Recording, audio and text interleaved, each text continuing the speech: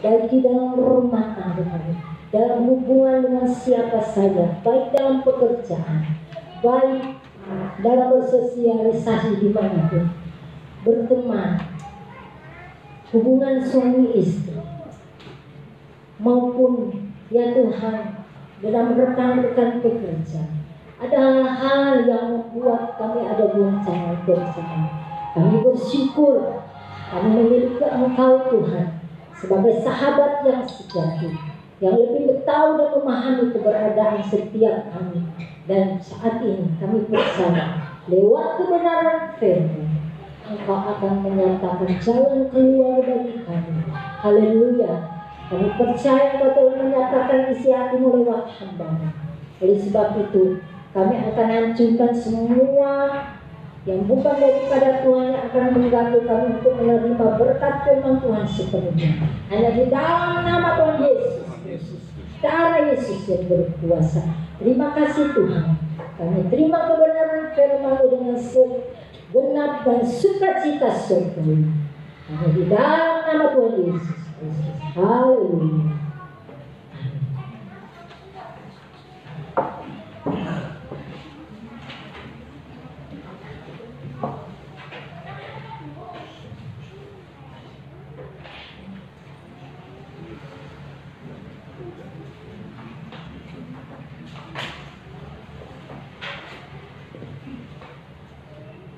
Tuhan, shalom saudara.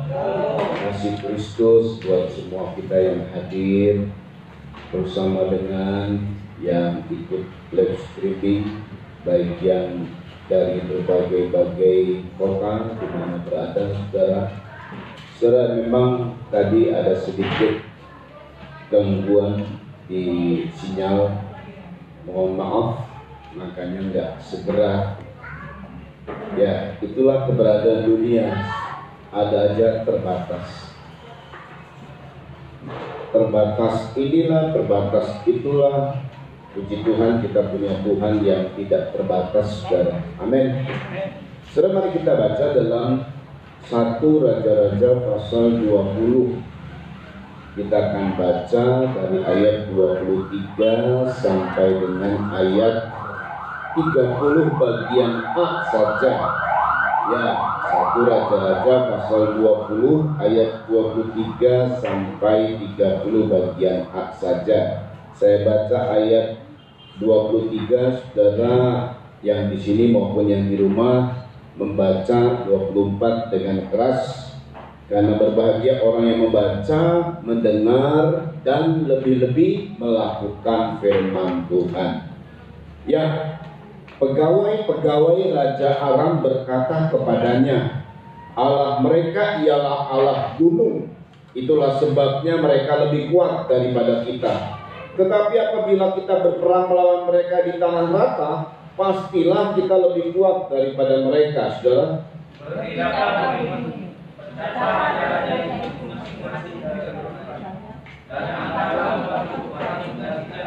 Lalu kerahkanlah tentara sebanyak tentara yang telah gugur dari pihakmu itu. Demikian pula kuda dan kereta sebanyak yang dahulu. Marilah kita berperang melawan mereka di tanah rata. Pastilah kita lebih kuat daripada mereka. Raja mendengarkan usul mereka dan bertindak demikian.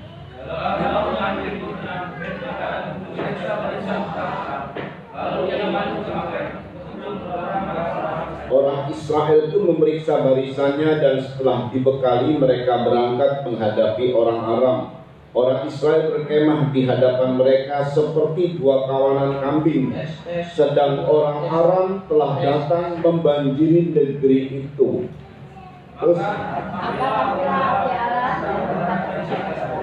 beginilah firman Tuhan.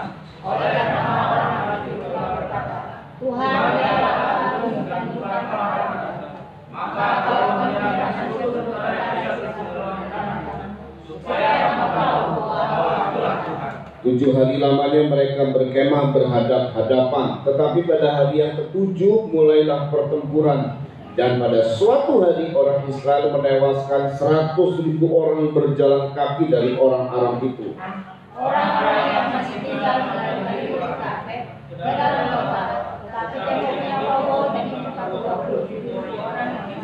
Ya, cukup di situ. Saudara, ini sebuah peperangan dan dimenangkan oleh umat Tuhan. Mereka menang oleh karena ada Tuhan memang. Tetapi yang menjadi persoalan peperangan ini, saudara, yang dipimpin oleh seorang raja yang tidak berkenan sama Tuhan. Jadi kemenangan padahal tidak layak. Kemenangan didapat padahal tidak layak, saudara. Tapi menang. Nah, saudara ya, kenapa tidak layak? Karena rajanya yang memimpin itu Raja Ahab. Raja Ahab adalah raja penyembah berhala. Kalau ini saja menang, apalagi kita? Kita ini tidak menyembah berhala. Betul, saudara? Yang kedua, rajanya ini membunuh nabi-nabinya Tuhan. Menentang Nabi Elia. Saudara pernah menentang hamba-hamba Tuhan? Berontak? Kan tidak. Yang ketiga, istri dari Ahab ini Isabel namanya, yang terkenal dengan kejahatannya sampai kitab Wahyu loh. Isabel menjadi contoh perempuan yang tidak baik. Sehingga dalam kitab Wahyu disebut nama ini nama yang tidak baik, saudara ya. Jadi kita mesti perhatikan juga kehidupan kita. Kadang-kadang ada orang membicarakan kita, 1, 2, 10 orang. Nih kalau orang ini ya nggak baik, orang ini ya. Namanya terkenal tapi tidak baik. Tapi ada, orang ini nih kalau disebut namanya ini orang baik ini. Orang yang suka dermawan mungkin dan lain sebagainya. Sedangkan Raja Ahab ini pemimpinnya sudah tidak baik, sudah menyembah berhala, membunuh nabi-nabi Tuhan, istrinya Isabel yang tidak baik. Belum lagi banyak kejahatan yang ada. Dia pernah membunuh Nabot. Dia pernah membunuh orang-orang yang tak bersalah oleh karena dia punya kekuasaan. Jadi semena-mena tindakannya, saudara. Tetapi dalam kepemimpinan orang yang model kayak begini, Tuhan kasih kemenangan. Apa kuncinya? Kita tidak seperti Ahab. Sebenarnya kita pasti menang, saudara, dalam berhadapan dengan masalah apapun. Amin. Nah, sekarang lihat, ini masalahnya adalah masalah pada saat itu ini adalah kali kedua orang Aram melawan orang Israel dengan tentara yang banyak, saudara ya. Orang Aram berkata begini, pegawai-pegawai Aram setelah pada peperangan pertama mereka kalah dengan pasukan yang banyak juga, mereka kemudian menyatakan begini, oh iya, Allahnya Israel itu, Allahnya umat Tuhan itu, Allahnya jemaat Pegadaian itu, Allahnya jemaat yang ada di live streaming itu Allah gunung. Pantesan kalau di gunung kita kalah, sebab Allahnya Allah gunung. Mari kita pancing mereka untuk berperang di tanah rata. Dalam peperangan itu nggak boleh di tempat terbuka. Kalaupun ada di tempat terbuka, maka perlu banyak orang yang hadir. Perlu banyak pasukan, betul ya? Kalau di gunung nih, di gunung-gunung, boleh sedikit orang nggak apa-apa, karena dia nyumpet di gunung, perlindungannya gunung. Jadi kayak sniper itu adanya di gunung-gunung, di tempat-tempat yang tinggi, ya. Nah, kalau berhadapan dengan tanah rata, itu pasukannya mesti banyak. Baru menang tuh, lebih banyak dari musuhnya. Atau minimal sebanding dengan musuhnya. Tapi kenyataannya, saudara, Israel itu dinyatakan seperti apa? 2 kawanan kambing. Sedangkan Aram membanjiri. Waduh. Kita ulang kembali di situ ya. Jadi ini persoalannya bukan persoalan kecil ini. Ini persoalannya persoalan besar. Ayat 27 tolong dibaca. Ya, 1 Raja-Raja 20 ayat 27. Yuk. Orang Israel pun memeriksa barisannya, dan setelah 2 kali mereka berangkat menghadapi Aram, Orang Israel bertema di hadapan mereka seperti dua kawanan kambing. Seperti dua kawanan kambing orang Israel ini, saudara ya. Terus Sedang orang-orang telah datang membanjiri negeri itu. sedangkan orang Aram datangnya membanjiri negeri. Ya, secara tertulis, secara duniawi pasti kalahlah orang Israel. Kalau disebut ini gini, saudara ya, dalam peperangan ini misalnya mempromosikan usaha kita atau mempromosikan nama kita, atau ada orderan, ada tender gitu, kira-kira kalau dalam bisnis. Soalnya modalnya gede, saya modalnya kecil, kekuatannya supaya seperti dua kawanan kambing. Semua membanjiri, wih modalnya gede. Kalau dalam kertas, istilah dunia itu di atas kertas kalah pasti, betul ya? Kalah sama yang modal besar. Ini modalnya bukan besar sedikit ya, ini besar banget. Dan kalau ini masalah tekanan, di sana menekannya begitu hebat sekali, musuhnya menekan hebat sekali. Lah saya ini cuma punya kekuatan kecil, sono masanya banyak, kalah lah. Di atas kertas mah kalah, betul saudara. Udah gitu tempatnya terbuka ya habis.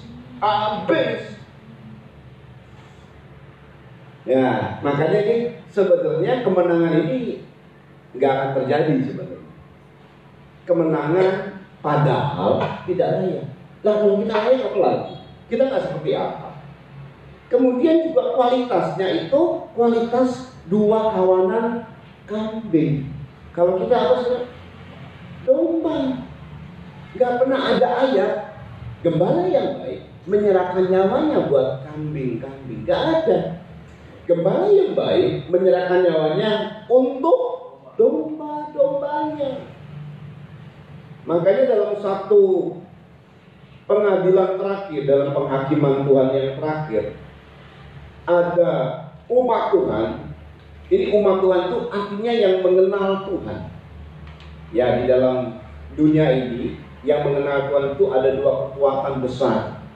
Ya, saudara ya.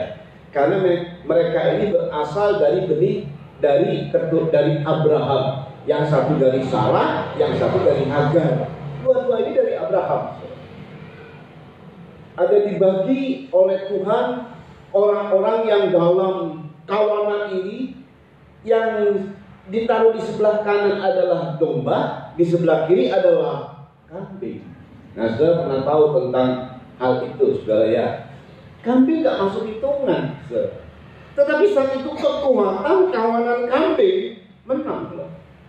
Makanya ya, menang ini padahal nggak memenuhi syarat, yaitu satu, ya pemimpinnya nggak baik. Dua, kualitasnya kambing. Tiga, kecil. Empat, di tempat terbuka. Wah, udah. Kalau secara kertas mah habis sudah. Nah, yang menjadi persoalan apa sebenarnya di situ? Tuhannya yang ditantang. Mereka kan bilang gini, Surya. Kata pegawai-pegawai, Allah mereka itu ialah Allah gunung, makanya menang. Ayo kita pancing mereka di tanah rata, kalah mereka pasti. Yang ditantang siapa? Allah. Makanya saudara selalu menghadirkan Tuhan dalam hidupmu. Kalau dia menantang Tuhan, kebetulan Tuhan yang ditantang. Kalau misalnya strategi mereka ini strategi yang memakai kekuatan, caranya licik mereka sembunyi di gunung-gunung. Mari kita pancing mereka dengan strategi di tanah rata. Jadi strategi yang bermain strategi. Yang dinyatakannya Allah, yang ditantang Allah, makanya Nabi Tuhan muncul, saudara ya. Ya, mari kita membaca, perhatikan. Ayat 28 dulu dibaca. Ini waktu pas mereka kumpul. Ya, kok kita cuma sedikit ya. Begitu lihat musuhnya, membanjiri di tanah. Datang sudah kelihatan jelas. Satu sama lain saling berhadapan. Dalam jumlah saja udah ketar-ketir nih sebenarnya. Tapi mari kita baca. Maka tampillah abdi Allah. Yang berkata kepada Raja Israel. Abdi Allah ini sudah tampil berkata begini, ya. Beginilah firman Tuhan. Beginilah firman Tuhan. Terus. Oleh karena orang-orang itu telah berkata, Iya. Tuhan ialah Allah gunung dan bukan Allah dataran. Iya. Maka aku akan menyerahkan seluruh tentara yang besar itu ke dalam tanganmu. Iya. Supaya kamu tahu bahwa akulah Tuhan. Yang ditantang Tuhan ya Tuhan yang terusik. Makanya Tuhan tampil. Mereka ngomong Tuhannya katanya Tuhan yang cuman keadaannya cuman Allah gunung, menang di gunung loh. Dan mereka menantang di dataran. Aku akan nyatakan bahwa akulah Tuhan. Aku akan serahkan semua. Saudara, ini hebatnya Tuhan kita. Amin, saudara. Nah, saudara, ya kita lihat di mana letaknya. Pertama, memang yang paling penting di sini adalah Nabi Tuhannya tidak sakit hati. Kenapa? Karena Ahab ini membunuh nabi-nabi Tuhan. Kalau nabi Tuhannya sakit hati, kira-kira mau nggak muncul? Bodoh amat. Biarin mereka mati deh. Betul ya? Nabi Tuhannya tidak sakit hati. Tetap nabi Tuhannya melaksanakan tugas. Makanya para pelayan Tuhan jangan sakit hati. Kita selalu melaksanakan tugas. Apa saudara? Sampaikan firman. Tugas pelayan Tuhan itu tanpa sentimen. Menyampaikan firman itu bukan karena sentimen. Sampaikan firman dengan murni. Tidak ada embel apa-apa. Nah, ini kuncinya di sini, saudara. Lalu Ahab yang tadinya adalah orang yang menyembah berhala, hari itu dengar apa yang dikatakan Nabi. Hari itu dengar, selanjutnya memang nggak dengar, tapi hari itu dia dengar. Memang, saudara, kalau kita mengikuti firman, nggak urusan bagaimana latar belakang kita, nggak urusan kemarin-kemarin kita kayak apa modelnya, tapi saat ada masalah dan kita ikuti nasihat firman Tuhan, pasti menang.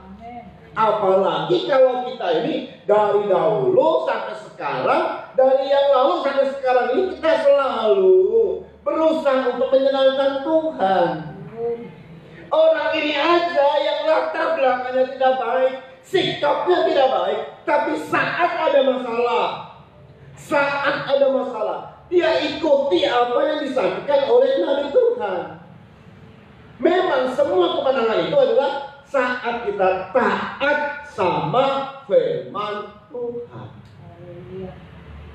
Hasil dari ketaatan pasti kemenangan terjadi, pasti pertolongan terjadi, pasti kesembuhan terjadi, pasti pemulihan terjadi.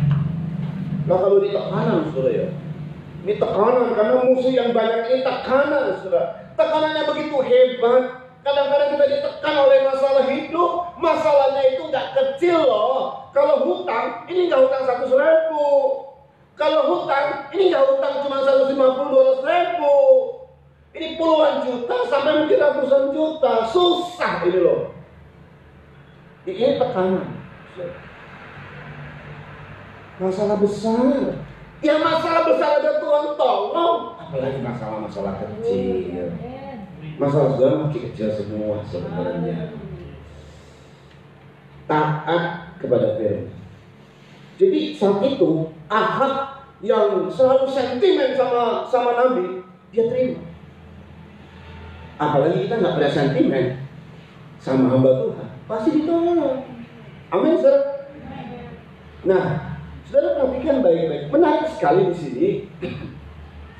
Kita lihat sebentar, musuhnya itu Aram, saudara. Orang Aram. Orang Aram ini, saudara ya.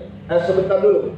Pada saat musuhnya berkata orang Aram ini, Allah Israel itu Allah gunung. Memang betul. Memang betul. Allah Israel itu kebanyakan dalam syair-syair dari pemazmur selalu menyebut Allah itu gunung batuku. Betul ya? Nah, contoh dalam Mazmur 94 ayat 22 itu juga banyak kita nyanyikan ya. Tuhanlah kekuatan dan mazmurku. Terus dia gunung batu keselamatanku.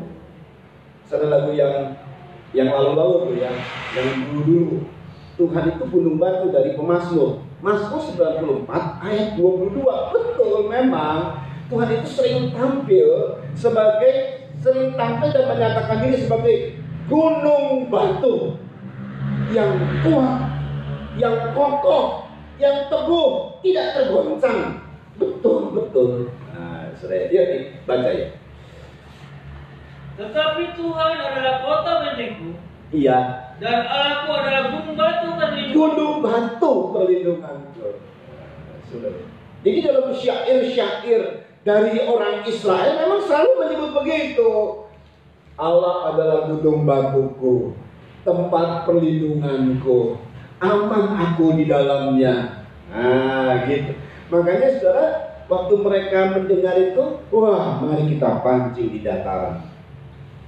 Dataran itu kebanyakan yang ada di situ adalah Menara Babel, ada di dataran Sinear. Nah, dan dataran itu kalau orang melihat, kalau misalnya ada tata kota ya, kalau untuk kota yang dataran itu cocok untuk jadi kota. Tapi kalau untuk bikin gedung-gedung tinggi, kalau gedung tinggi nggak bisa. Rata-rata kalau gunung-gunung ya nggak bisa gedung-gedung tinggi. Tapi kalau dataran cocok jadi kota. Kota yang besar, metropolitan, cocoknya di dataran. Menara Babel itu adanya di tanah Sinear, di dataran. Waktu dipancing gitu, ini kekuatan dunia lawan kekuatan Tuhan. Kekuatan dunia memang biasanya pakai apa, saudara? Modal gede. Jadi kalau saudara, wah modalnya kurang gede, itu pola dunia sebenarnya. Nggak ada di Alkitab menyebut begitu, modalnya kurang gede. Kalau Tuhan itu, biarpun cuma seperti kawanan 2 kambing, cukup melawan 1 tentara yang membanjiri ratusan ribu memang. Nah, kemudian kita melihat tentang musuhnya ini, Aram. Siapa gerangan Aram ini? Ulangan 26 ayat 5. Ini musuhnya, saudara ya. Musuh Aram. Ulangan 26 ayat 5. Yuk dibaca. Ya. Ulangan 26 ayat 5. Kemudian kau harus menyatakan di hadapan Tuhan Allahmu demikian. Ya. Bapakku dahulu seorang Aram. Bapakku dahulu seorang Aram. Nah, jadi bapaknya Abraham itu orang Aram. Abraham itu orang Aram dulunya. Bapakku dahulu seorang Aram, terus seorang pengembara, terus ia pergi ke Mesir dengan sedikit orang saja, terus dan tinggal di sana sebagai orang asing. Tetapi di sana ia menjadi suatu bangsa yang besar, kuat dan banyak jumlahnya. Ia dari Abraham, Ishak, Yakub itu orang Aram. Bapakku dahulu seorang Aram. Ini musuhnya adalah nggak taunya pengaruh dahulu, pengaruh nenek moyang kita. Ini musuhnya. Memang musuh yang paling berat itu ini dalam hidup ya, ada ekonomi. Kita sulit rasanya, ada yang susah membuka usaha lagi di tengah-tengah corona, sudah ya. Mau jualan ini susah, mau jualan itu nggak laku. Sudah gitu apalagi yang barang-barang dari luar, karena tidak ada hubungan lagi dengan luar, di lockdown beberapa negara, saudara. Sedangkan dia harus beli di sana karena nggak ada hubungan, dan kemudian banyak hutang-hutang yang ada yang dia harus bayar. Sedangkan perusahaan tidak maju, perusahaan berhenti, bisa bangkrut. Betul ya? Mau apa, usaha apa sekarang ini di pandemi corona yang sekarang ini semakin terus melonjak? bukan berhenti, bukan turun, tapi terus melonjak. Sudah berapa? 100 lebih. Melebihi dari Cina, Indonesia. Mau atau tidak mau? Suka atau tidak suka? Keadaannya seperti ini. Lalu bagaimana? Nah, saudara perhatikan baik-baik. Itu masalah ekonomi. Tadi masalah ekonomi saya bilang sebetulnya apa? Daripada masalah soal bapakku seorang Aram, di masalah yang manusia lama, saudara. Ada lagi terus kemudian masalah dari masalah ekonomi ya. Yang paling susah itu nanti masalah hubungan rumah tangga. Karena ini persoalannya bapaknya, nenek moyangnya dahulu. Makanya Tuhan bilang gini. Ini persoalan bapak. Makanya kaitannya erat sekali dengan persoalan bapak. Tuhan bilang Matius 10 ayat 36 sampai 39. Kalau mau ikut Tuhan, tinggalkan bapak dan ibumu. Jangan dipengaruhi oleh bapak dan ibumu. Ikut Tuhan itu betul-betul sendiri, tidak boleh dipengaruhi. Ya, Matius 10 ayat 36 sampai 39. Ini kemenangan kalau saudara mau menang. Ya, ngadepin masalah apapun. Yuk. Matius 10 ayat 36 sampai 39. Yuk. Dan musuh orang ialah orang-orang selisih. Ya memang kalau yang musuhnya itu orang-orang yang dekat dengan kita, memang ada susah ya. Kalau tadi musuhnya tetangga kita yang tidak suka sama kita, itu lebih gampang. Tapi kalau musuhnya di antara kakak beradik saling benturan, saling bentrok, nggak ada yang nggak mau ngalah, susah memang. Nah 37 perhatikan. Barang siapa mengasihi bapak atau ibunya lebih daripada Barang siapa mengasihi bapak atau ibunya lebih daripadaku, ia tidak layak bagiku. ia tidak layak bagiku. Terus, Dan barang siapa mengasihi anaknya laki-laki atau perempuan lebih daripada ia tidak layak. tidak layak bagiku. Setiap orang yang mengikut Tuhan bagaimana? Terus 38. Barang siapa tidak memikul salib Barang siapa tidak memikul salibnya dan mengikut aku, ia tidak layak ia bagiku. tidak layak bagiku. Oh, itu orang-orang yang tidak layak.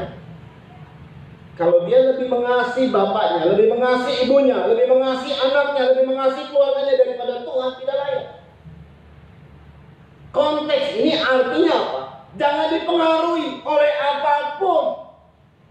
Tuhan itu di atas segala-galanya. Yesus itu di atas segala-galanya. Jangan dipengaruhi pengikutan kita dengan hal-hal yang seperti itu. Ya, terus 39, bahkan nyawa. Ini adalah sebenarnya satu kunci, saudara. Kemenangan kekristenan ini satu kunci. Yuk, 39. Barang siapa mempertahankan nyawanya, Ya, ia akan kehilangan. kalau saudara mempertahankan nyawa, saudara akan kehilangan nyawa.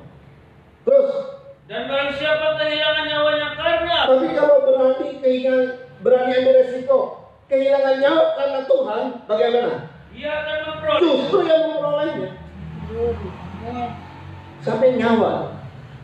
Sampai urusan nyawa itu nanti urusan nafkah, urusan pekerjaan. Kalau saya nanti kehilangan orderan karena waduh saya takut sekali kalau nggak dapat orderan, jadi saya tidak beribadah, hilang.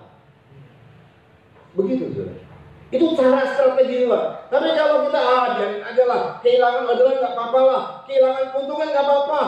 Saya mau ibadah, mengutamakan Tuhan. Sekarang saya lebih mengasihi Tuhan daripada apapun juga. Dapat.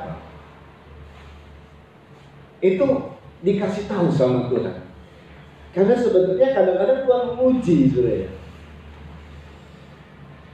Abraham aja diuji loh sama Tuhan. Abraham kan punya anak. Berapa anaknya? Yang sah 1. Siapa namanya? Ishak. Persembahkan dia. Nah, kayak Idul Adha itu kan, persembahkan korban. Tapi bukan korban yang dipersembahkan bukan dia, anaknya yang dikorbankan. Waduh, itu sebetulnya dilema buat Abraham. Ini nggak salah ya. Dia udah janji ngasih anak. Udah dapat anak, lagi susah tuh, dapatnya juga susah. Sekarang kita dikorbankan, anaknya cuma 1 lagi. Tapi Abraham bagaimana? Apa mulai mempertimbangkan komentar, kritik? Enggak, ikut. Abraham cinta sama Tuhan lebih dari apapun juga. Abraham cinta sama Tuhan lebih daripada orang tuanya. Makanya dalam Ibrani, nah ini persoalan yang kita tadi nyanyikan tuh persoalan iman, saudara. Kadang-kadang kita, punya iman, harus punya iman. Nah, betul. Tapi perhatikan, ini contohnya Abraham. Abraham itu, saudara, dia dipanggil oleh Tuhan dan dia tidak mempertimbangkan apapun, langsung berangkat. Padahal tempat yang dia ada, rumah orang tuanya itu baik luar biasa. Sedangkan dia disuruh oleh Tuhan, pergi, tinggalkan semua, ke negeri yang kutunjukkan kepadamu. Negeri mana Tuhan? Udah, lu dengar aja baik-baik. Negeri yang kutunjukkan. Kayak apa ya modelnya? Lebih baik dari ini. Iya, kayaknya diam aja, ikuti aja. Ya ikut. Saudara, tapi pada saat dia ada di tempat negeri yang ditunjukkan oleh Tuhan, yaitu Kanaan, sampai matinya negeri itu masih menjadi tanah asing buat Abraham. Kan lucu ya? Makanya dalam Ibrani 11 kita baca.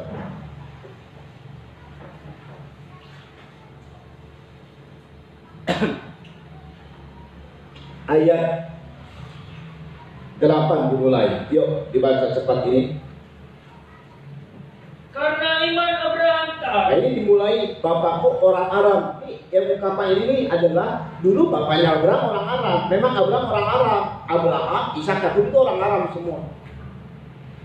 Terus ketika ia dipanggil untuk berangkat ke negeri yang akan diterimanya, ya, menjadi milik pusakanya. Ya.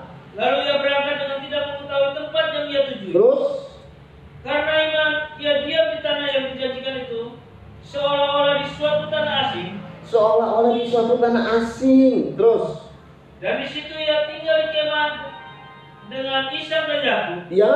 Yang turut menjadi ahli waris janji yang satu. Tadi kata nenek moyang kami, Yakub datang ke Mesir.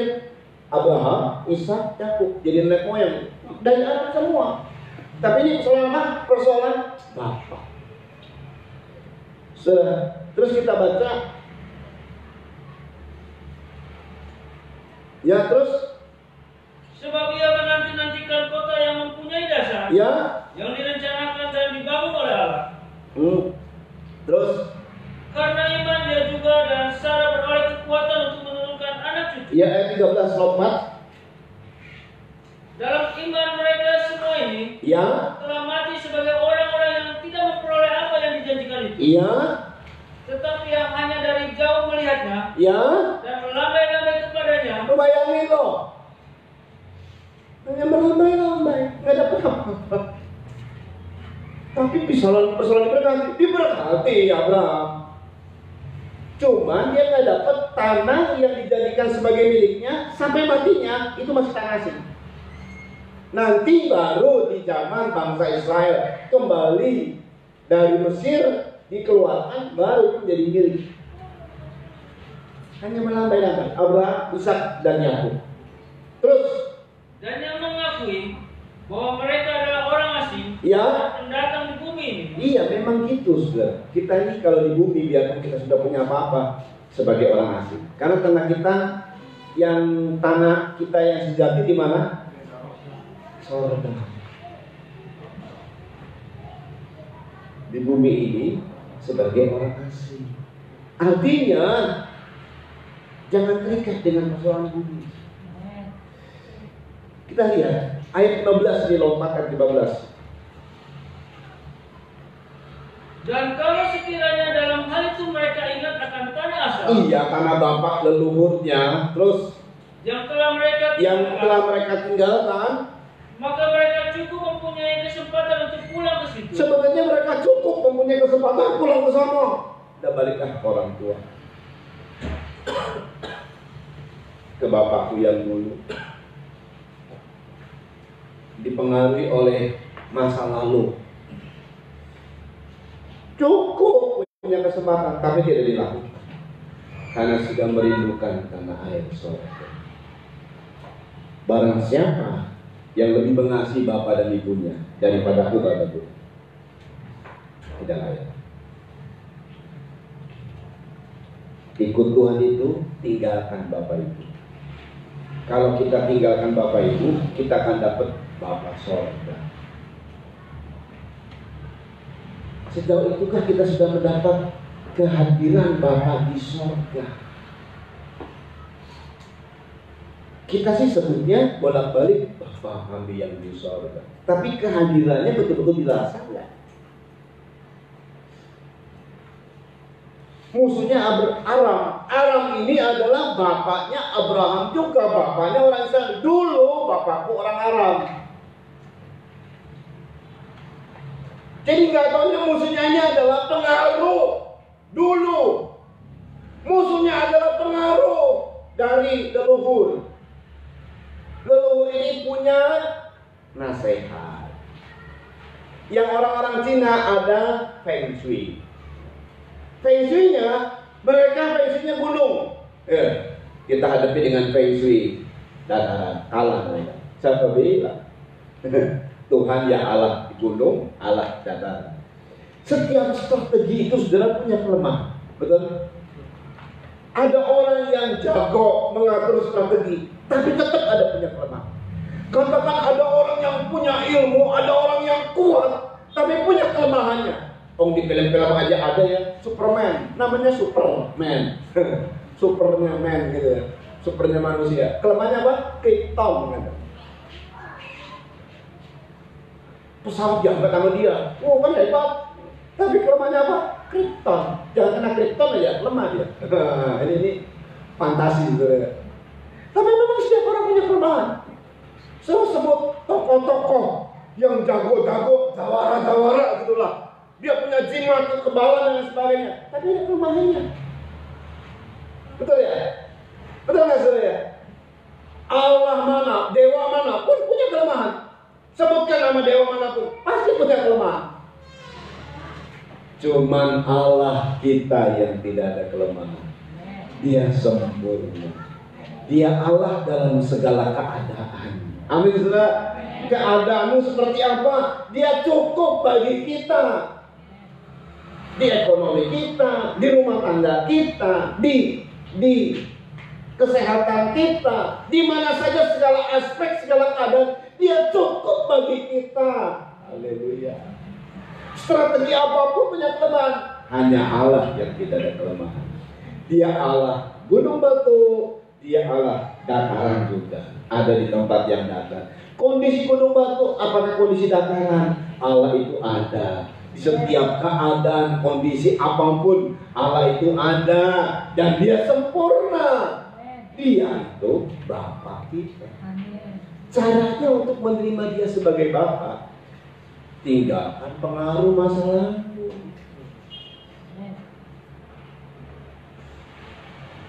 Feng Shui lah dipakai, ulos dipakai. Yang paling susah ini orang-orang Batak. Kenapa? Kuat sekali ada. Leluhurnya kuat banget. Harus begini, harus begitu. Makanya kehadiran Bapa sorga nggak terlalu dirasa. Serius loh.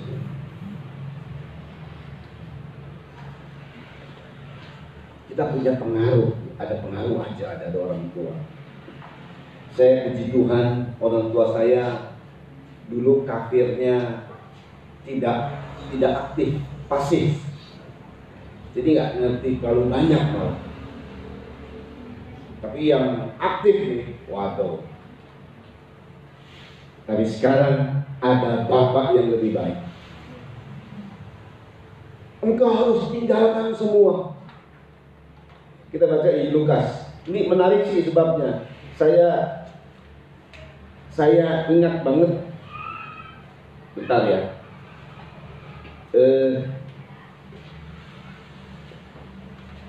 Ada ungkapan dari murid-murid. Tuhan, kami itu udah meninggalin semua. Seperti apa yang Kau mau. Lalu apa yang yang kami dapat Tuhan. Ini kata murid-murid ya, dalam Injil Lukas sebentar, kalau nggak salah Injil Lukas.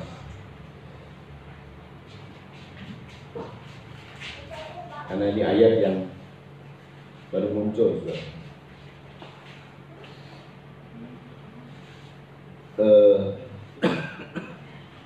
Atau tadi dari Matius tadi berapa? Matius berapa itu?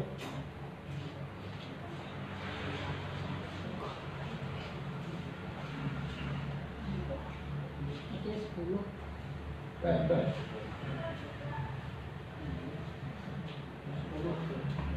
Ada di Lukas berapa di situ? Oh, bukan.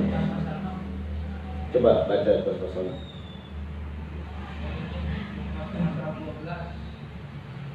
Oh, pasal 12 berarti. Oh, ini juga Matius 19. Matius 19 saja sama.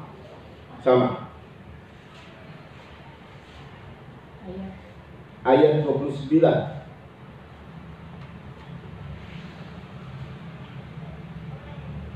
Dan setiap orang yang karena namaku meninggalkan rumahnya.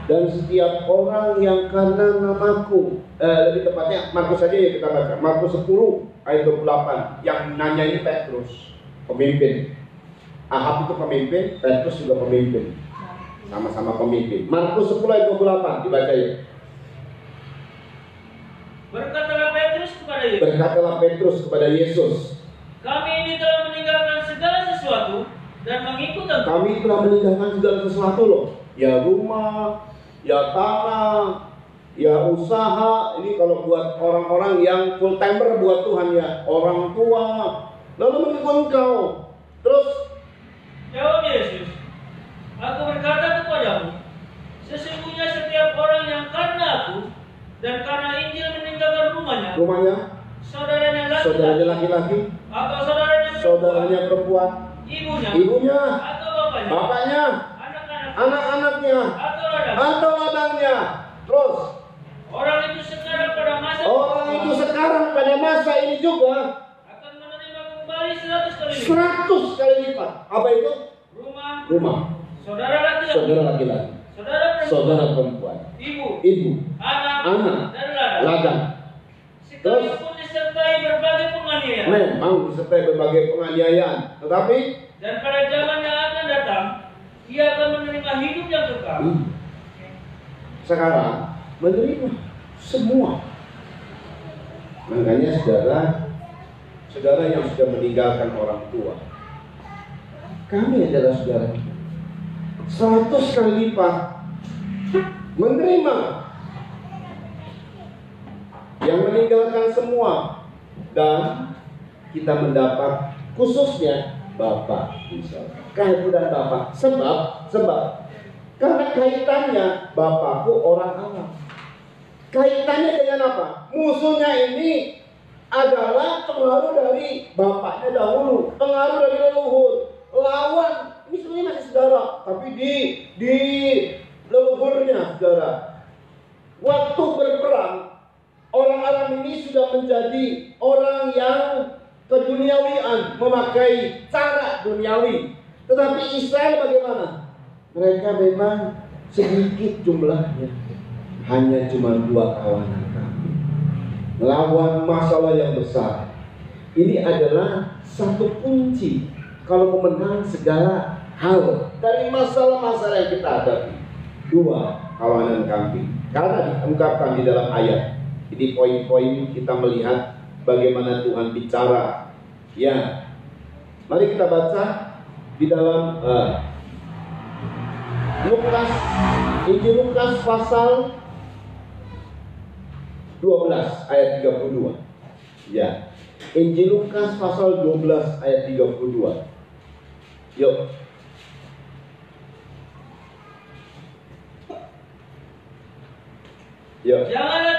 Janganlah takut.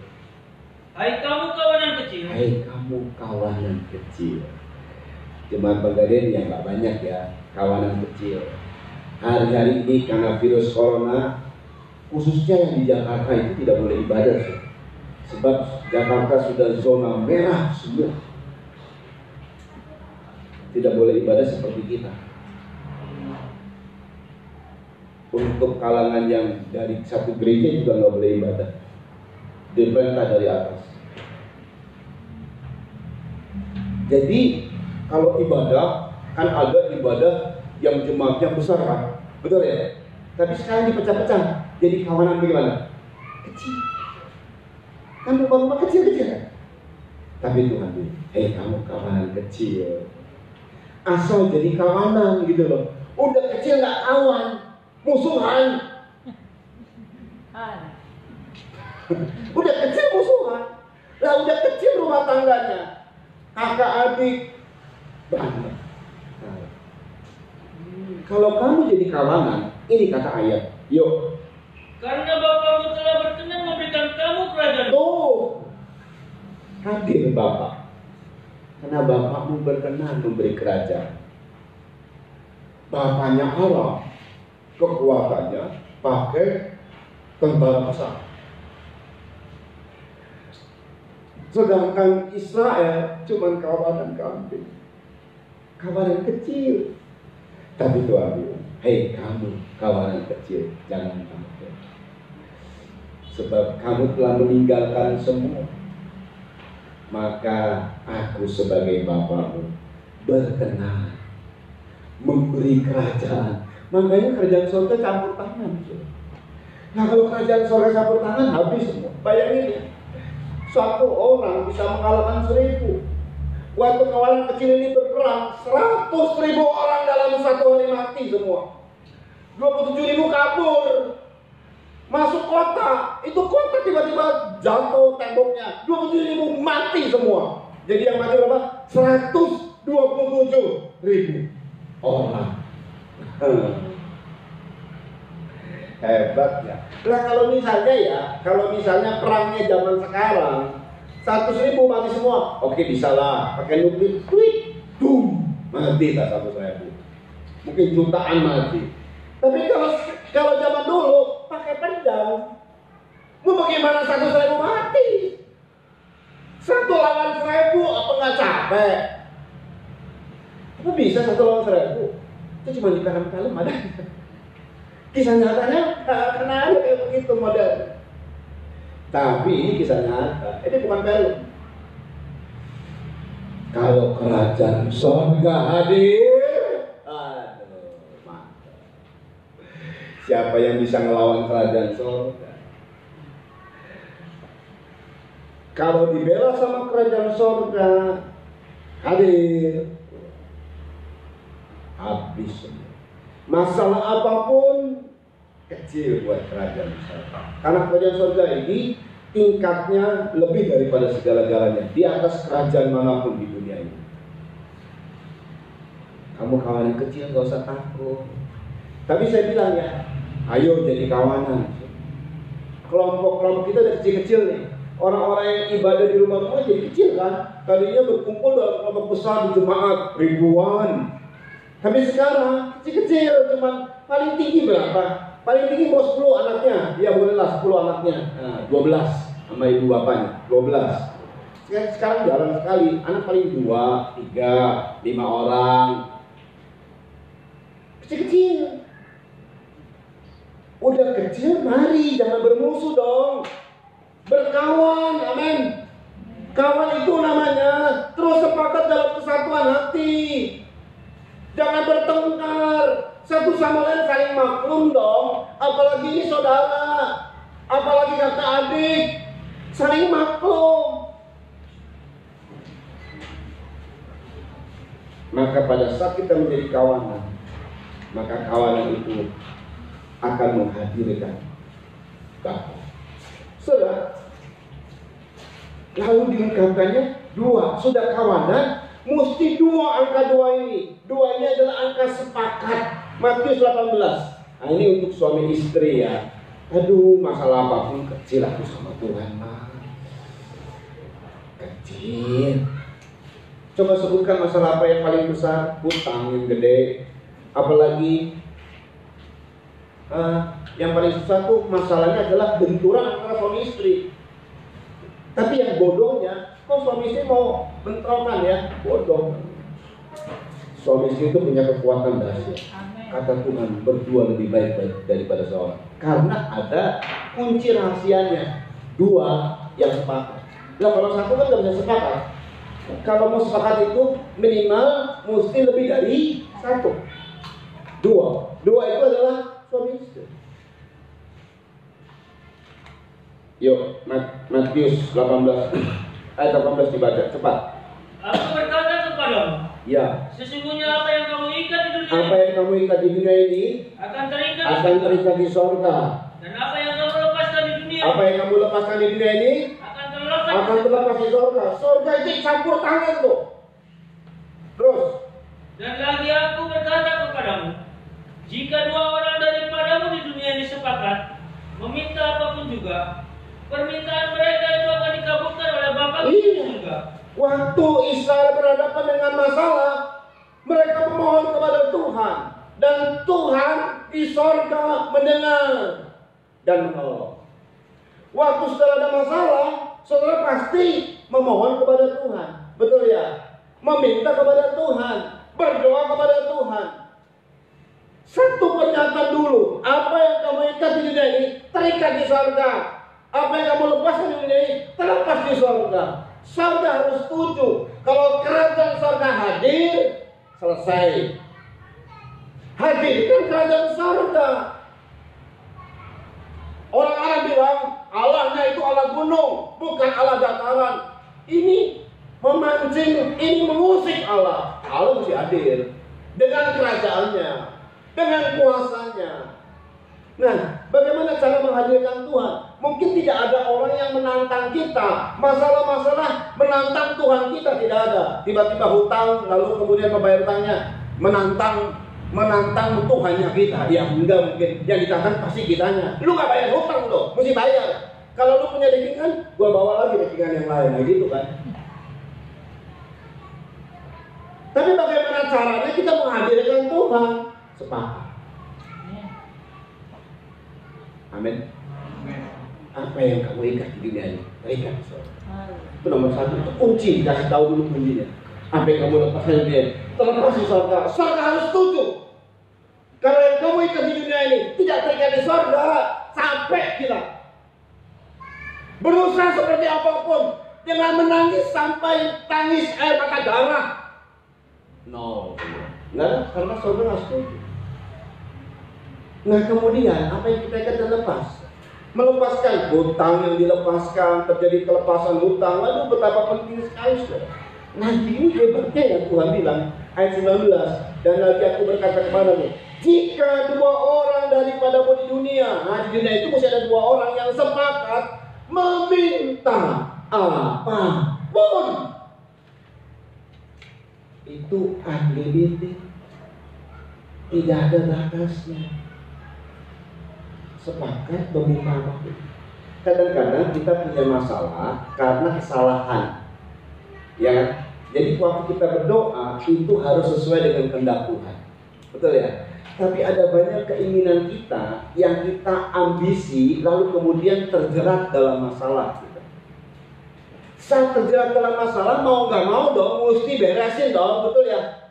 Jangan kabur dari masalah. Di situ terus, kalau ada orang yang memang berhadapan dengan kita mesti beresin masalah. Jangan kabur dari masalah. Tuhan tidak pernah mengajarkan kita kabur dari masalah. Hadapi masalah itu. Jangan jadi pecundang, kata orang. Jangan jadi pengecut. Hadapi masalah utama kita mesti ada. Nah, saat kita menghadapi, ini kesalahan kita ya. Saat kita menghadapi suami istri, kalau sepakat, ini kesalahan. Tuhan bilang, tetap Tuhan. Yang Tuhan itu sepakat. Lihat ini Ahab, banyak kesalahannya. Tapi Ahab yang sebenarnya tidak memenuhi syarat ditolong sama Tuhan, Tuhan tolong. Nah, apalagi kalau kita sepakat. Makanya ya, saudara suami istri, bersyukur sudah jadi suami istri. Karena ada kunci di situ yang kita bisa buka untuk menghadirkan Tuhan. Apa itu? Sepakat. Apa itu saudara? Apa saudara? Sepakat. Dua orang dari antaramu di dunia ini sepakat. apapun Tuhan tolong. Luar biasa ya. Ulangi 19 lagi. Yuk, ulangi 19, Matius 18 ayat 19 cepat ya. Dan lagi aku berkata kepadamu, Ya. jika dua orang daripadamu di dunia ini sepakat meminta Iya. apapun juga, Ya. permintaan mereka itu akan dikabulkan oleh Bapa yang di surga. Permintaan mereka akan dikabulkan oleh Bapa yang di sorga. Apapun permintaan. Ayo sepakat. Sepakat itu adalah sikap yang tidak bermusuh. Sepakat itu adalah sikap yang tadi berkawan itu udah sepakat. Ini kawan lebih daripada sepakat. Sepakat itu lebih daripada cuma sekawan, kawasan. Lebih daripada itu. Untuk orang sepakat, kadang-kadang pendapat suami beda sama pendapat istri. Betul, saudara? Seringkali begitu nggak? Seringkali begitu nggak suami istri? Sering kan? Sering kan? Makanya nggak dapat apa-apa dari Tuhan. Masalah nggak selesai, setengah-setengah selesainya, seperempat selesainya. Untuk sepakat satu sama lain saling merendahkan diri. Jangan egois.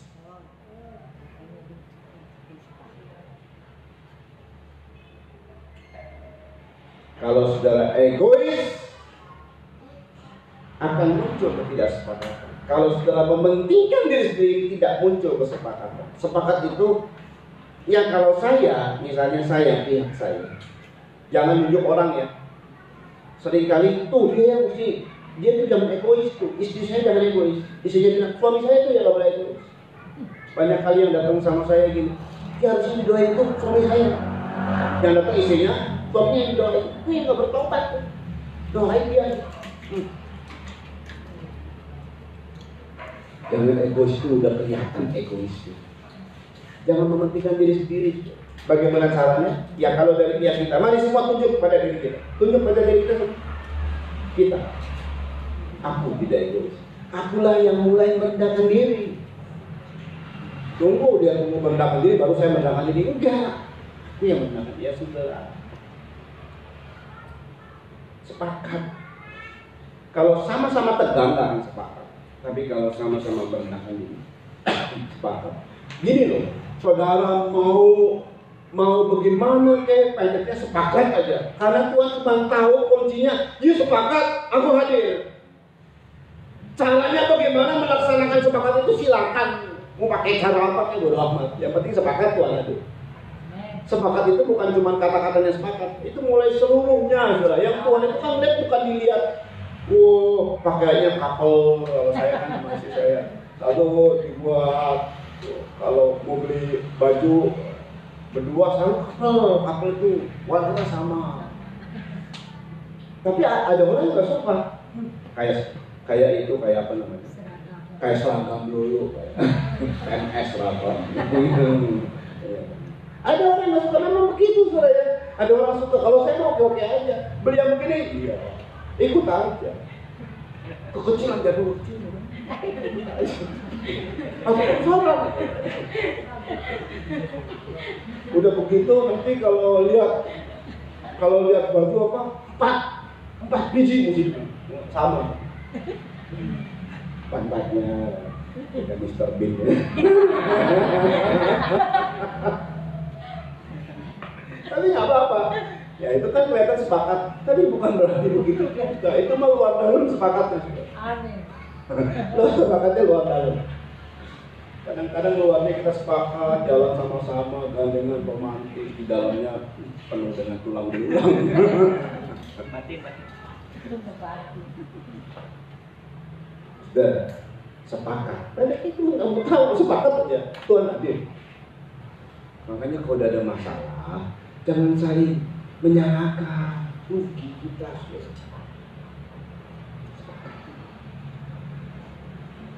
sudah. Poin terakhir ini, karena ini perlu sekali. Ini yang saya dapatkan, saudara ya. Ahab ini nggak benar pemimpinnya. biasanya kan berkat itu dari mana, saudara? Dari atas turun ke bawah. Pemimpinnya nggak bener loh. Bagaimana turun berkatnya? Betul kan? Ada kekecualian. Sebetulnya tindakan Allah sendiri tidak lakukan apapun. Tiba-tiba muncul seorang nabi. Karena yang diusik Tuhan, dia muncul. Jadi nggak ada, dia Tuhan itu nggak lihat Ahab gimana, nggak peduli. Pemimpinnya biarpun tidak baik, tapi tetap berkat diterima sama umat bawahan. Memang kan dalam Mazmur yang kita tahu, seperti minyak di kepala Harun, kebetulan saya menyaru, dan kejangkut, nggak ada jangkutnya, dan jubahnya turun seperti embun yang dari, begitulah mengalir ke bukit. Betul, kalau berkat mengalir ya turun dari atas ke bawah, nggak ada yang dari bawah ke atas, nggak ada tiba-tiba mengalir sendiri, ya mesti dari atas ke bawah. Kalau atasannya gablek, bagaimana ya? Tapi tetap bisa diterima. Amin, saudara. Makanya nih yang di live streaming, kalau atasanmu gablek, nggak usah sakit hati sama atasan. Berkat bisa ngalir, kemenangan bisa ngalir. Nggak lihat atasannya, lo serius. Amin, saudara. Kekecualian memang. Tapi kalau atasannya nggak dablek, berkatnya lebih ngalir. Ini kalau atasannya dablek, ini kan persoalannya gitu. Waduh, saya bolak-balik ya bentrok sama atasan lagi. Mulailah ngocehin atasannya, mulailah ngomongin pimpinannya, yang pimpinan rohani, yang pimpinan jasmani. Rugi sendiri. Saudara, satu lagi poin yang sebenarnya menarik sekali. Saudara tahu yang namanya Samuel? Tahu kan? Ya kita maksudnya nih, namanya Samuel, tahu kan? Itu adalah nabi yang hebat, yang tersohor, luar biasa itu. Tapi saudara tahu, Samuel itu dinubuatkan sama siapa? Sama Imam Eli. Imam yang kayak model apa ini orang? Dablek. Imam yang mata duitan. Kalau kita ya. Pendetanya mata duitan. Loh, ini pendetanya loh. Pendetanya itu mata duitan. Hana waktu dia nangis, waktu di hadirat Tuhan, diomongin lagi. Ini perempuan Dursila ini, ngapain lagi di rumah Tuhan? Ayo pergi sono. Itu Imam Eli gelo. Itu harusnya sakit hati kan. Tapi Hana bilang, aku menangis bukan karena minum-minuman keras. Aku lagi sedih sama Tuhan. Tiba-tiba ini orang dablek dapat firman. Oh ya, besok tahun depan kamu dapat anak. Ini dapat tuh Samuel. Yang dibuatin siapa? Pendeta dablek. Nah kalau Hana sakit hati sama pendetanya, nggak dapat. Jadi omongin nggak baik, dia nggak sakit hati. Makanya rugi kalau saudara ini jelek-jelekin hamba Tuhan. Nggak usah, urusannya hamba Tuhan biarin aja, Pak. Urusannya gembala biarin. Itu urusannya tuh. Saya mau datang ke gereja dengar firman. Itu. Maksudnya mau ngomongin rugi siapa? Setiap orang punya kelemahan. Sebutkan pendeta mana yang nggak punya kelemahan? Kita punya kelemahan. Kalau dilihat kelemahannya, pasti kita ini kecewa lah. Orang yang sempurna aja, pribadi siapa yang sempurna? Yesus. Tapi waktu dipilih, bapaknya kan Yusuf ya. Nah, gara-gara bapak lagi deh. Makanya persoalan bapak nih cuma satu bapak kita, bapak di sorga. Itu gak ada kelemahan sempurna. Cuman Yesus mesti hadir lewat Yusuf. Betul kan? Dia nggak boleh hadir jengkleng tring. Yesus hadir tanpa orang tua, alien. Alien. Mesti ada orang tuanya. Tapi gara-gara orang tuanya ini, Yesus dianggap punya kelemahan. Bayangkan loh, Nah, dampaknya kan sayangnya Lukas 4 ayat 22, dia cepat dia dibaca. Sayangnya yang seperti khotbah kemarin nih, minggu lalu, ada berkat yang beralih ke orang lain. Tadinya nih mau diberkati, gara-gara kecewa sama pendetanya, gara-gara kecewa sama pemimpinnya, gara-gara kecewa, maka berkatnya beralih ke yang lain. Lukas 4 ayat 22 dimulai. Dan semua orang itu membenarkan dia, dan mereka heran akan kata-kata. Waktu Yesus datang, baru baca loh dalam khotbah, orang udah begini, wih, udah kagum-kagum, mendengarkan dia heran-heran terus. Lalu kata mereka, bukankah ia ini anak Nah, Yusuf? kemudian benar. Nah, ini kan anaknya Ucup. Bapaknya siapa? Bapaknya Yusuf. Terus Maka berkatalah ia kepada mereka, tentu kamu akan mengatakan pepatah ini kepadaku, hai tabib, sembuhkanlah dirimu sendiri. Perbuatlah di sini juga, di tempat asalmu ini, segala yang kami dengar yang telah terjadi di Kapernaum. Terus Dan katanya lagi, aku berkata kepadamu, sesungguhnya tidak ada nabi yang dihargai di tempat asalnya. puji Tuhan saya dihargai di Pelita. Rumah saya di Pelita. Ada tetangga sebelah saya menghargai, ikut ministry, kakak beradik. Padahal dia tahu, khususnya yang di atas saya, waktu saya ingin sakit. Dia tahu persis. Tetangga sebelah kiri dan kanan. Oh, yang kanan menghargai. Karena saya tampilnya nggak jadi nabi, tampilnya jadi gembala. Kalau nabi nggak dihargai, aku jadi gembala. Gembala itu kan kasih gitu. Guru dihargai, kalau nabi nggak dihargai. Nabi itu gimana? Nabi yang salah. Kalau nabi itu makanya itu melototnya ngeri. Kamu bersalah ya? Berdosa ya? Bertobat. Nah, itu nabi. Saudara, mari kita baca selanjutnya. Nah, terus Tuhan bilang nih, ayat 24, cepat ya. Ayat 25. Dan aku berkata kepadamu, dan kataku ini Dan benar. kataku ini benar. Iya. Pada zaman Elia terdapat banyak perempuan janda di Israel. Udah musim kekeringan, janda di Israel yang banyak yang susah. Waduh, di sini juga banyak janda ya. Ini di Israel banyak janda. Tapi Tuhan tidak tertarik dengan orang Israel. Terus Ketika langit tertutup selama 3 tahun dan 6 bulan, dan ketika bahaya kelaparan yang hebat menimpa seluruh negeri, Terus tetapi Elia diutus bukan kepada salah seorang janda Israel yang sudah susah, lagi miskin lagi, lalu kemudian jadi kelaparan, nggak diutus di antara mereka, nggak. Karena menolak Tuhan Israel itu. Terus melainkan kepada seorang perempuan janda di Sarfat, janda kafir, janda di Sarfat. Terus di tanah di Sidon. tanah Sidon. Terus 27. Dan pada zaman Nabi Elisa, Zaman Nabi Elisa, banyak orang kusta di banyak orang kusta, banyak orang yang sakit di Israel. Terus dan tidak ada seorang pun dari mereka yang ditahir. tidak ada seorang pun yang ditahirkan di antara orang Israel, di antara orang Kristen lah kalau kita bilang begitu. Terus Selain daripada Naaman, orang Syria itu. iya, selain dari orang kafir. Jadi kesembuhan sama orang kafir dapatnya malah. Israel nggak disembuhkan sama Tuhan. Banyak yang kusta, banyak yang sakit. Lagi miskin, banyak janda yang perlu ditolong, tapi nggak ditolong sama Tuhan. Yang ditolong janda Sarfat, orang Sidon. Yang disembuhkan Naaman. Kenapa? Karena Israelnya menolak Tuhan, menolak nabinya. Nabi Elia itu ditolak sama Israel. Tuhan ditolak di negerinya sendiri.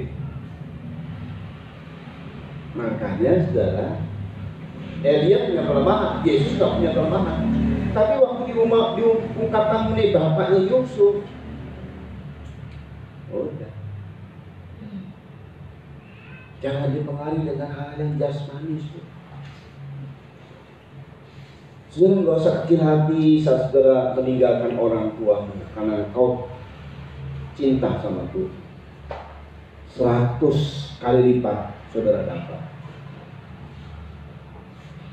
Kalau enggak dari mana-mana. Oh, Tuhan bisa, caranya bagaimana bisa nolong. Kita tinggalkan Bapa, kita dikucilkan sama orang. Ada Bapa di sorga yang terima kita. Amin, saudara. Bapa di sorga cukup buat kita. Dia Bapa dalam segala keadaan. Mari kita datang sama Tuhan. Kita andalkan Tuhan. Yuk nyanyikan. Mari kita main musik. Kalian kerja mesti silakan.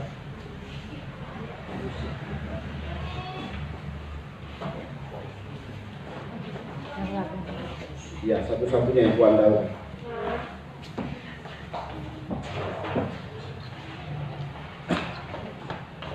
Yang live streaming, silakan siapkan perjamuan sucinya. Mari kita andalkan Tuhan.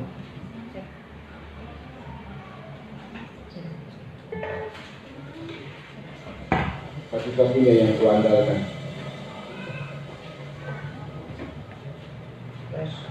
Tuhan Yesus berkati apa yang ada perjamuan suci ini, sehingga ini merupakan sumber segala hal, sumber berkat, sumber segala-galanya. Kami menghormati kuasa perjamuan suci, urapi Tuhan, sehingga mendatangkan faedah buat kami, kekuatan buat kami, termasuk juga yang di rumah-rumah. Mereka akan menerima tubuh dan darah Kristus. Maka ada kekuatan yang besar yang melimpah atas setiap kami. Bapa hadir, Bapa memberikan kerajaan, Bapa berkenan kepada kami. Terima kasih Bapa, kami terima tubuh dan darah Kristus. Mari berdoa.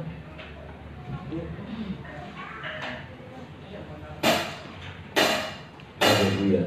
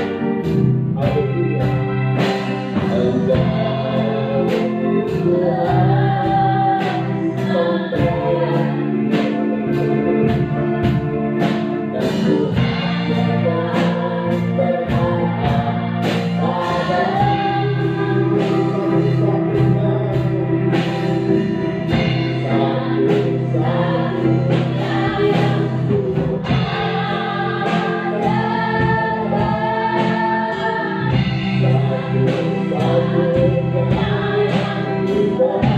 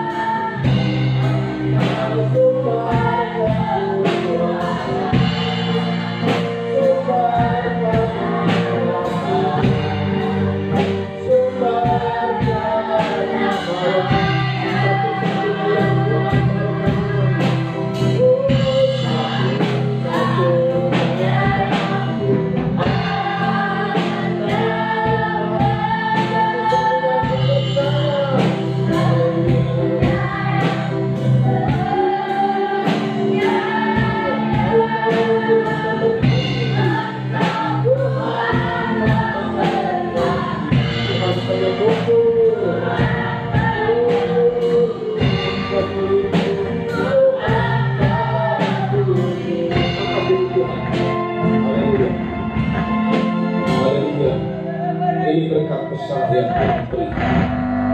Karena Dia cinta kepada kita, meninggalkan semuanya sehingga kita mendapat berkat ini. Haleluya, haleluya. Dia tinggalkan surga, Dia rela menjadi manusia yang hina dan dihinakan supaya kita diangkat, dimuliakan. Jangan takut orang kecil, Bapak berkenan kepadamu. Haleluya, haleluya. Sebab apa yang telah kuteruskan kepadamu telah kuterima dari Tuhan, yaitu bahwa Tuhan Yesus pada malam waktu Ia diserahkan mengambil roti, dan sesudah itu Ia mengucap syukur atasnya. Yesus memecah-mecahkannya dan berkata, inilah tubuhku yang diserahkan bagi kamu. Perbuatlah ini menjadi peringatan akan aku. Bukankah roti yang kita pecah-pecahkan adalah persekutuan dengan tubuh Kristus? Amin. Makanya dengan percaya tubuh Kristus dalam nama Yesus Kristus.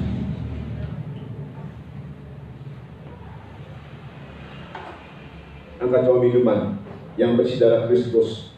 Demikian juga Yesus mengambil cawan sudah makan lalu berkata, cawan ini adalah perjanjian baru yang dimeteraikan oleh darahku. Perbuatlah ini setiap kali kamu meminumnya menjadi peringatan akan aku. Sebab setiap kali kamu makan roti ini dan minum cawan ini, kamu memberitakan kematian Tuhan sampai Ia datang. Bukankah cawan pengucapan syukur yang akan kita ucapkan syukur adalah persekutuan dengan darah Kristus? Amin. Minumlah dengan percaya darah Kristus dalam nama Kristus. Mari menyembah Tuhan. Haleluya, bersyukur. Oh, bersyukur dengan kelauratorihi. Haleluya, haleluya, haleluya. Oh ya, ya, ya.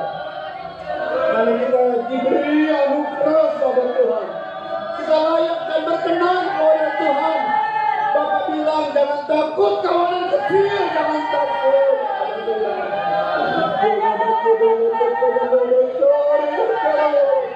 Tuhan pasti menolong kita. Biarpun sekali kita sedang terpecah belah menjadi kawanan-kawanan kecil, jangan takut kawanan kecil. Bapak berkenan memberi kerajaan. Haleluya. Bapak berkenan, Bapak hadir selalu dalam rumah tangga kita. Bapak menolong kita dalam masalah yang apapun, sebesar apapun Bapak siap menolong kita. Haleluya.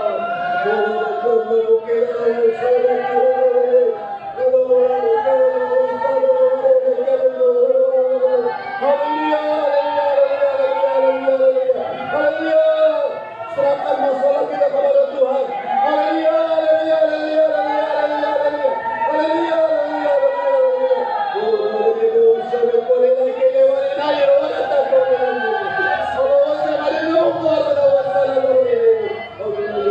Terima kasih Bapak yang baik. Berkati Tuhan semua yang hadir. Berkati Tuhan keluarga ini yang mendapat tempat ibadah. Berkati Tuhan dengan pastori Tuhan. Berkati semua jemaat Tuhan yang ikut live streaming juga. Firman ini menjadi berkat kekuatan buat mereka. Jangan takut kawanan kecil, karena Bapak berkenan. Haleluya. Hadirlah dalam setiap rumah tangga dari seluruh orang yang ikut live streaming ini, bahkan yang melihat video ini Tuhan, dalam nama Yesus Kristus. Haleluya. Kalau Ahab saja Tuhan beri kemenangan, padahal dia tidak memenuhi syarat. Kami tidak seperti Ahab. Kami percaya bahwa pasti kami menang dalam segala masalah apapun yang kami hadapi. Nama Tuhan dipermuliakan. Terima kasih Tuhan Yesus. Terima kasih. Haleluya. Kau berkati juga pemerintah kami Tuhan, mulai dari pemerintah setempat Kecamatan Pegadaian, kabupaten kami, Kabupaten Subang, serta Provinsi Jawa Barat, dan juga Tuhan Indonesia. Bahkan setiap presiden yang ikut Tuhan, di rumahnya, di kecamatannya, di daerah-daerahnya, diberkati oleh Tuhan. Tuhan hadir. Haleluya. Terima kasih sehingga kami menjadi terang. Nama Tuhan dipermuliakan. Berkati Pak Jokowi dan Pak Maruf Amin, ini keluarga ini Tuhan, karena mereka ditugaskan untuk mengabdi kepada negara. Itu sebabnya lindungi supaya mereka fokus untuk mengabdi kepada negara bersama dengan para menteri yang ada, TNI, Polri, serta juga Tuhan di bidang hukum, supaya mereka menegakkan hukum seadil-adilnya di Indonesia ini. Dan Tuhan melawat Indonesia. Terpujilah nama Yesus Kristus. Berkati semua Tuhan. Mereka yang sakit Tuhan sembuhkan di dalam nama Yesus Kristus. Kuasa bilur Tuhan menyembuhkan atas semua yang sakit dalam nama Yesus Kristus. Terjadi kesembuhan. Haleluya. Terima kasih Tuhan. Dan orang-orang yang sudah meninggalkan ayah ibunya oleh karena mencintai Tuhan, oleh karena nama Tuhan, mari Tuhan bela mereka dalam nama Yesus. Pembelaan atas anak-anakmu yang sudah meninggalkan semua karena Bapa hadir. Mereka meninggalkan orang tua dan Bapa mereka miliki, saudara-saudara seiman mereka miliki. Bukan hanya itu saja, nanti dalam kehidupan yang akan datang memiliki kehidupan kekal di sorga. Oh, sungguh kami bersuka cita dan bersorak-sorai di dalam Engkau Tuhan. Terima kasih Bapa yang baik. Terima kasih Tuhan.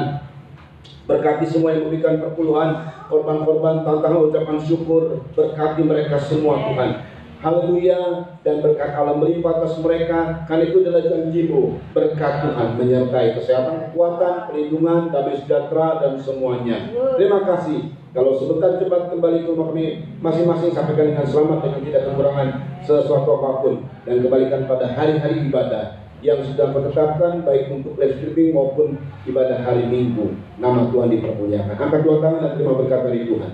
Saudara-saudara dikasih oleh Tuhan, terimalah anugerah, cinta kasih sayang dari Bapa yang berkenan kepadamu.